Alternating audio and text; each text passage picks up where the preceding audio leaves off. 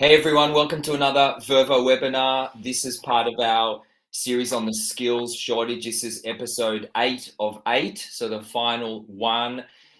Today we're going to be talking about retaining high performers. I'm looking forward to that. We've got Ellie Smith from Who Gives a Crap.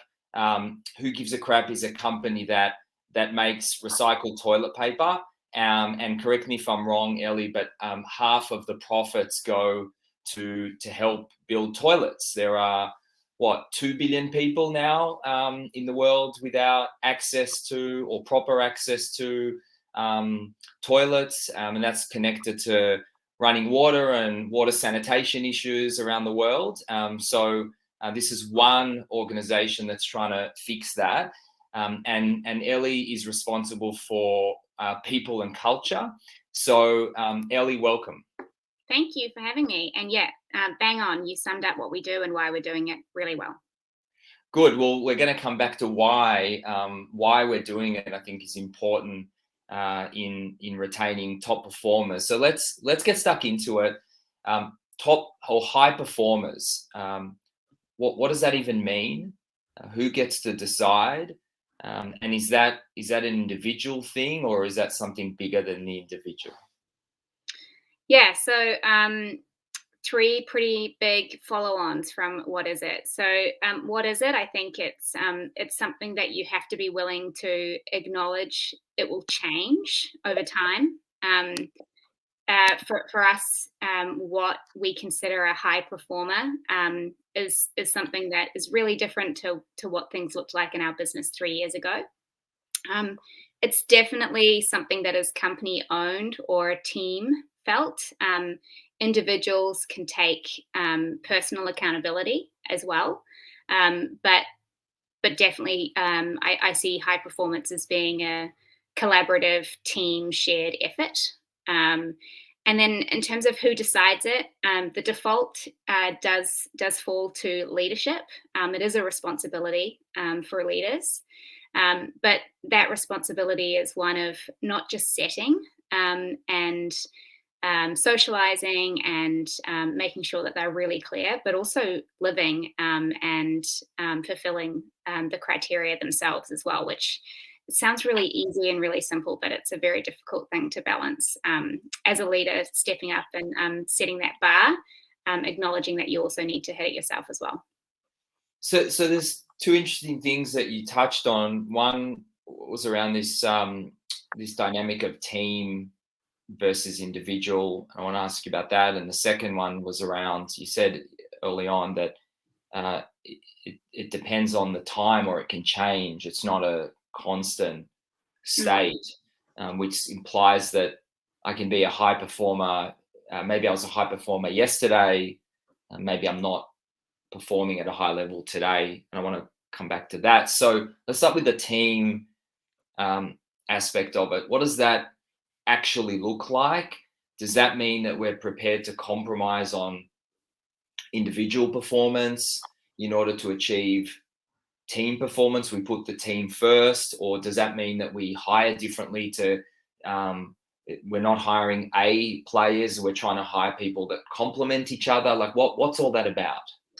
Yeah, so I think I'm answering this very much from the perspective of kind of where our business is at today. And what's really clear for us is that we could have one absolute rock star, like an out of this world person, or even one function, right? Could be just like incredible, but we're not going to get where we need to get as a business with that alone.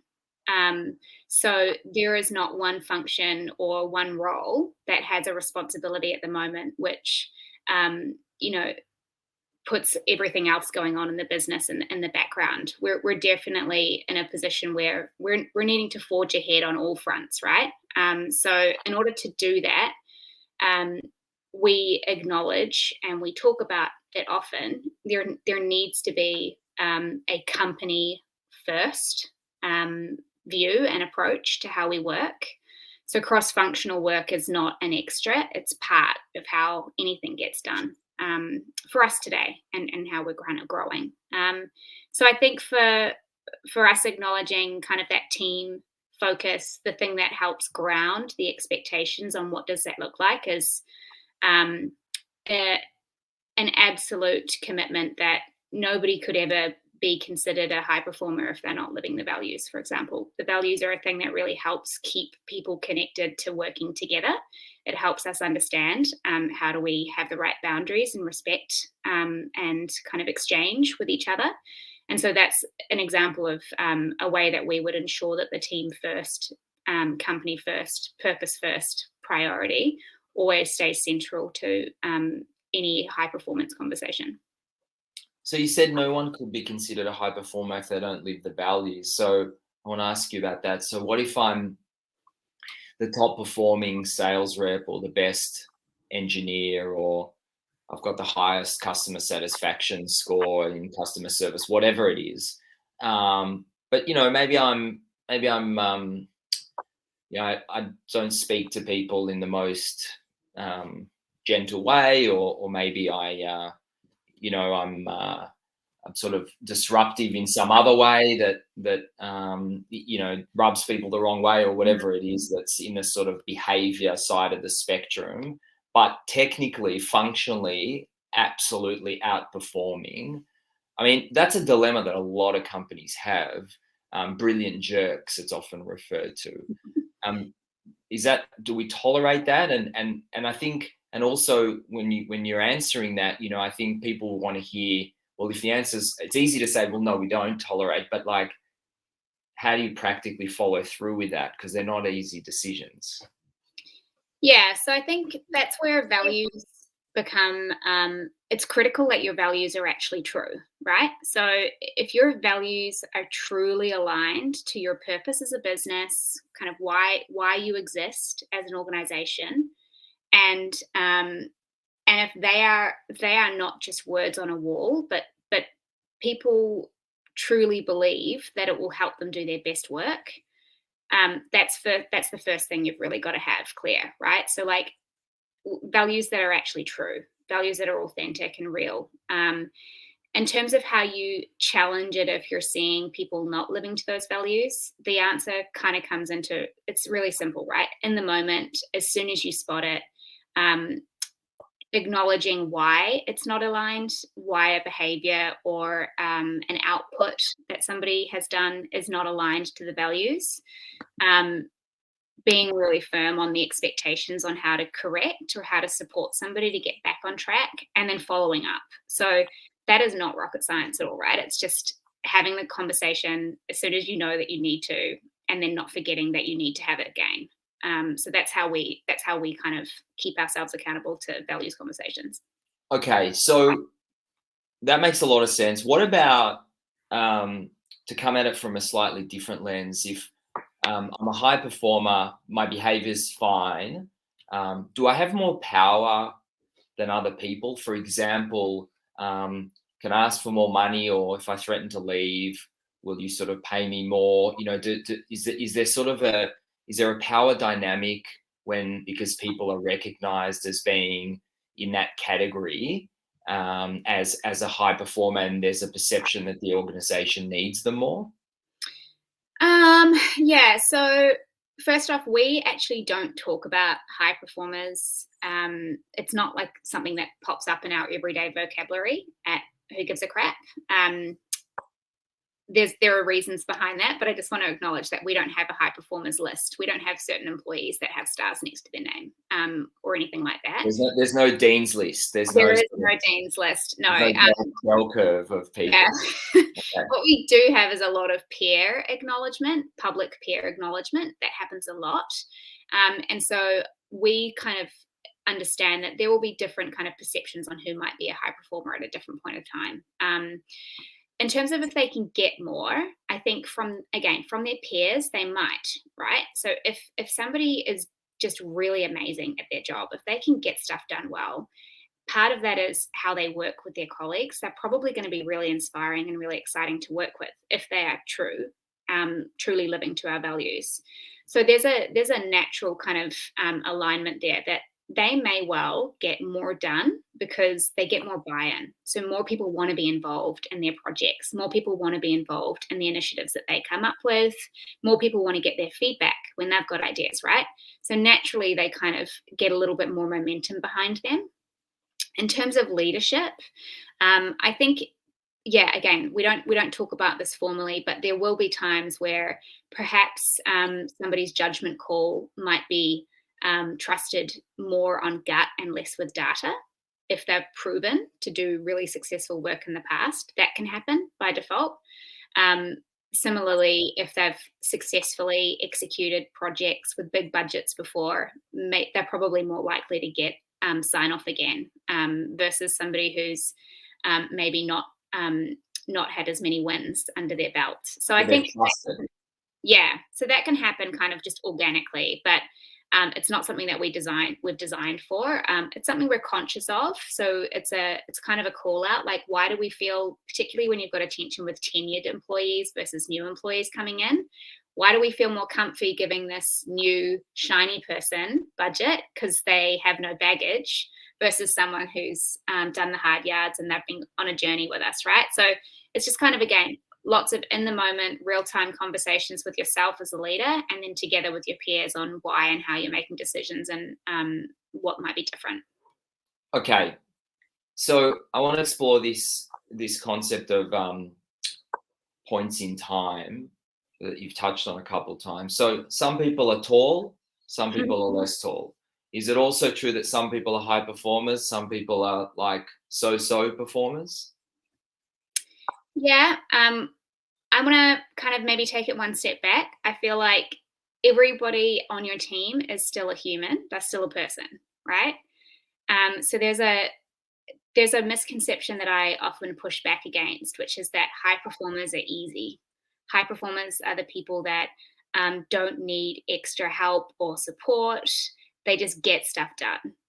I don't believe that is necessarily true. I think the high performers in my mind today, especially in our business, are the ones who have been vulnerable, who have put their hand up when they've needed help, who have acknowledged that they don't know the answer.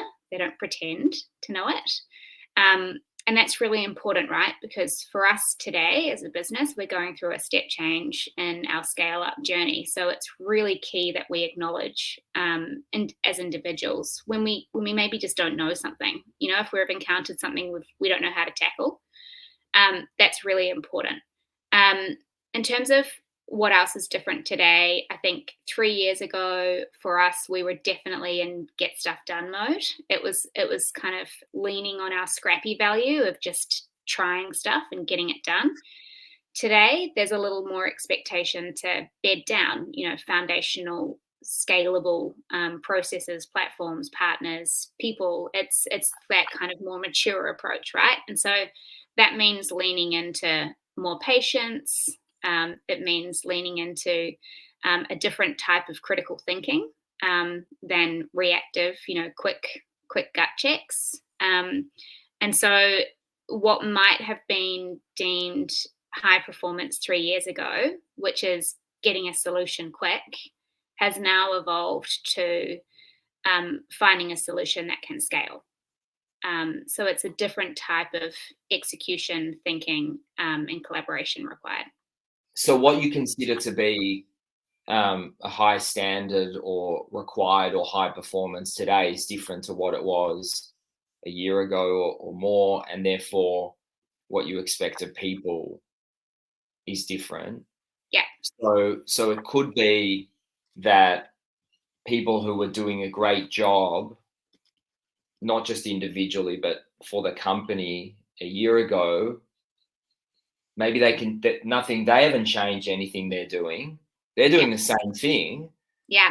But the ground has shifted from under them. And now all of a sudden, what they were doing was 9 out of 10. Now it's like 6.8 out of 10. How does that, what do we do with that?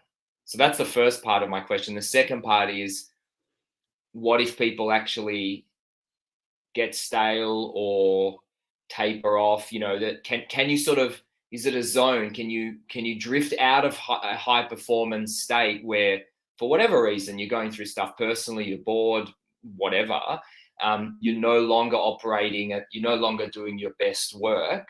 And what do we do with that? So how do we deal with these situations where the individual is now no longer, for whatever reason, operating in the company's perception at a level of high performance? Yeah, so it's a great question, and I think it's one that we probably, as leaders, all need to be willing to ask ourselves more often, because there's a very high chance you'll notice people on your team who used to be high performers, whether they deemed themselves that or you did, and you notice something change in them. Or you'll have people come to you and you don't even realize that they were feeling this way, right? And all of a sudden they're telling you, I don't feel like I'm kicking goals anymore. And you're like, oh, wow, I didn't realize that you didn't think that anymore. So the number one thing is just really open, regular communication. I think particularly if you're a business that is changing a lot, you might be fortunate that you've put some grounding capabilities or frameworks there that you can come back to around what high performance looks like. But you might be in a business where you're just in a constant state of flow. So it's those really regular conversations to say, how are you feeling in your role? What are you feeling proud of? What do you want to focus on? Like, how can I support you? What needs more improvement? And then the other side of that conversation is what's going on in the business? Like, what's really critical and really important in the business right now? Normally, your high performers want to know that they're connected to something strategically important to the business. They don't want to be working on something that's not important anymore. And as a business that's changing, when you're going through different kind of periods of growth, sometimes that the priority stack shifts around a little bit, and you can find a high performer working on something that's not as important company-wide anymore. And so you'll notice a shift there. So it's really just lots of conversations, finding out how people are feeling. I think as well that acknowledgement that high performers can be human. So you can have a couple of quarters of downtime. You can have stuff going on in your life. It doesn't mean that you can't come back from that.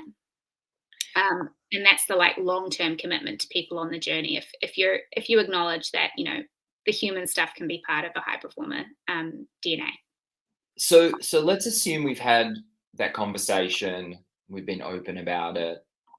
We've adjusted for the company, the shift in company landscape. We've connected someone, they are working on something meaningful, but there's an acknowledgement and an awareness at the individual level. I'm not kicking goals like I used to be. Yeah. And in sport, they talk about out of form, right? So it's not that you don't have the ability or a bad player, but you used to play at this level, now you're playing at this level. And it's usually often psychological, but can be people came back from injury. And so at work that, there's other kind of, so we've had that discussion. We've acknowledged that. What are the practical things that we can then do to get people back to their best? And is there some sort of stigma associated with this issue of in corporates, in big companies, performance management, that's like a euphemism for something that can lead to industrial relations. That's not good terminology for some reason. So how do we think through that? Yeah, so we have had this come up multiple times because we've had lots of people. We feel like every one of our team are high performers in their own way, which is a nice place to be. But people don't feel like that all the time. And so what we actually created a couple of tactical things. So we have a really amazing coach accessible for anyone in our team if they want it.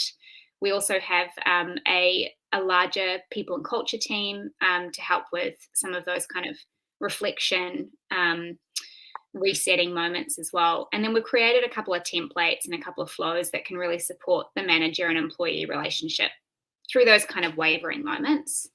One of the things that we did to really try to reduce stigma around asking for support was first off, acknowledge that asking for support is a really good thing. So we kind of shut down or went the other way to a lot of businesses, right? We were like, it's actually a great thing if you're sharing your problems with the world. It's actually a great thing if you're asking for more input from people on some of the stuff that you're working on, rather than trying to do it all by yourself. So start leaning into seeing that as something that is going to, give you props, I guess, with your colleagues and with leadership, if you're starting to socialize and share more of the things that you're finding hard.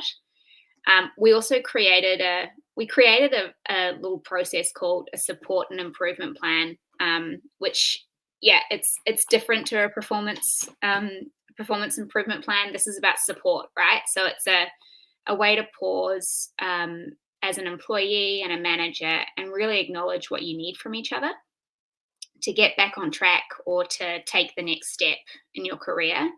And that's something that an employee can call out and they can ask for. In that process, we might uncover that they need a different type of manager. So hang on, time out. I can ask for this. So I can say, hey, I've had 2 quarters of not selling great. I want, put me on this plan. Yeah. You say, I want to sit down with my manager and I want to talk about what extra support I can ask from my manager or from the business to help me get back on track. And then at the same time, we kind of put that expectation on a manager to get real about expectations again, right? Because maybe the goalposts have shifted. Maybe you feel like you've had 2 bad quarters, but actually things have changed. So it's kind of like a reset that can happen at any time in somebody's career. You don't have to wait until you've got your annual performance review to stop and talk about it. You do it whenever you feel like you need extra support. And you get it down on paper, you make commitments and you follow through. I hate to sort of use too many cliches, but when I think about Carol Dweck and the whole growth mindset theory around, this reminds me of, so not labeling people like you're good, you're bad, you're A, you're B, you're good performer, but actually this is what it looks like when you're at your best. Are you at your best now? Yes or no? If not, what do we do? And really, like Carol Dweck talks about getting a strategy. It's not just about elbow grease and trying harder. Sometimes it is, but it's often about getting a new strategy. Why didn't this work? What strategy do I need to do? What do I do differently to get it to work? Rather than saying I failed, and I think here what you've touched on is fantastic. I've never seen this before, by the way. So well done for having this employee driven rather than just your own performance management, which sounds negative. But then also having a strategy to say, well, what does my best look like? How do I get back to my best? And best is not just my best, but best contribution to the team, which is what we talked about earlier. Around team success. So that's fantastic. So so that kind of brings me to my next, and I'm starting to weave in a bunch of questions from the audience. Do we have to manage, if I'm a manager and I have a bunch of people and I'm thinking about that report to me, and I'm thinking about high performance, and there are people who are constantly pushing the boundaries and overachieve, do I have to manage them differently do I manage them the same as everyone else, or do I have to have a different management style for people who are peak kind of, outperformance consistently? What does that look like? What do these people need? Yeah, first off, I think at the moment, maybe it's always been this way, but we've just woken up in the last couple of years, but I feel like everybody needs to be managed differently. So no matter where they're at, the most effective employee manager relationships now are deeply personal. So they are tailored, they are bespoke. You learn how to work together with 2 different people, 2 different working styles, and you find your happy medium. That's kind of now, I think, the expectation on any manager. There's no one size fits all cookie cutter. For high performers in particular, I think the easy thing is to assume they're going to be fine. They're going to look after themselves. But if you do want to help them maintain that momentum, there is kind of this requirement in yourself to pause and to make sure that you're still having those conversations to ask what more do they want, even though they might seem fine. So it's almost like if they're on a roll you almost need to be prepared to put a pause moment in anyway, even though they're on a roll, and say, just want to check in. Like, are you loving what you're doing? Is it going where you want to go? Like, how far ahead can you see? And is that where you want to go? And supporting them to kind of keep up that momentum to stop and reflect. Don't wait for a downtime. Don't wait until they come to you to tell you that they're not happy anymore. It's like, ask for those pause moments, even when things are looking amazing and when things are great. So getting on the front foot. So it's not a set and forget. I should focus on the people who are struggling, and the high performers, leave them alone. They'll just figure it out. It's not. It's not. I mean, by default, we're especially if you're a manager, right? Like, you have this tendency to try to rescue people. It's kind of baked into the management mindset and a leadership mindset. You want to look after the people that are struggling, but by default, the high performers can often get forgotten. By making it a priority to really proactively check in with the quiet achievers and the loud achievers, and put those pause moments in, using the monthly check-ins that you might have, ingrained in your culture and your routine, to actually stop on those questions, which are, improvement areas, what support, how they're feeling. Just stop on those. Don't kind of glide through them. Really stop and talk about them. What happens when, and without naming names, obviously, but if you can think to a real scenario, when a high performer says, I want to leave, and it's someone clearly you don't want to lose, that catches you a little bit by surprise, like, wow, how did this? Yeah. Talk us through, like, what do we do at that point? Yeah, I mean, it's the temptation is to jump into solutions mode straight away and come up with a whole bunch of ideas and a whole heap of, like, carrots that you can dangle to keep them. But actually, the first thing you need to do is ask why, and then just shut up. So you ask them why, and then you just listen. And you get as much insight and information as you possibly can to understand what is motivating them to think that their career can't go where they want it to go in your business, right? And then the next thing is, it's really easy for you to walk away and think like you completely stuffed everything up, and that you've ruined everything and you've made a huge mistake, or you should have checked in, or all of those things that we're going to go and do and blame ourselves. But the best place that you go after why is then, okay, what can we do? Finding out if there is room to talk about a way to keep them, and if not, accept the learnings, use them for what you're doing with the rest of your team, and acknowledge that it's sometimes part of the growth journey. Like, there are going to be people that leave sometimes. We don't use the term regrettable or non-regrettable resignation. I feel like it kind of oversimplifies it, but there are people that just are ready to try something different, and maybe the business can't offer that right now, and trying to manufacture it won't help you in the long run. So that first why, you're probably going to need to get ready to acknowledge that maybe they're going to give you an answer and it's legit. Like, it's not something that you can do. Yeah. But you can just learn as much as you can about their journey and their experience. The best thing that you can do is get to a point where it's not a surprise anymore for the next person that gets to that point in your business. Where you can make something work, though, one of the things that we've been talking about a lot as a broader leadership team is taking your blinkers off as a manager and looking around the whole business. So maybe your function or your team can't offer this person what they want right now, but there's stuff going on in other parts of the business that they could go for. Yeah. And so hopefully, again, you're having these conversations regularly. You're starting to pick up on this stuff real time. It doesn't come as a surprise, but if it does come at a surprise, bring your peers together to talk about how you can come up with the best solution. Don't just try to think about it in your vortex. Fantastic. I feel like there's so much more to explore, but we're coming up on time. So what we'll do is, it goes quick. So what we'll do is we'll do a quick summary, and I'll sort of go over what I took out of this, the key things.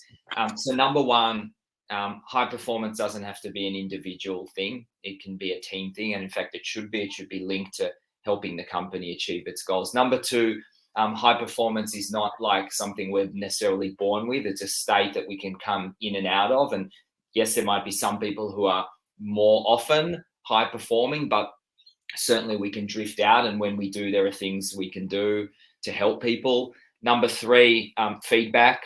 I heard that even if you use different words, you often came back to this point of talking to people, giving feedback, checking in, asking them, pausing.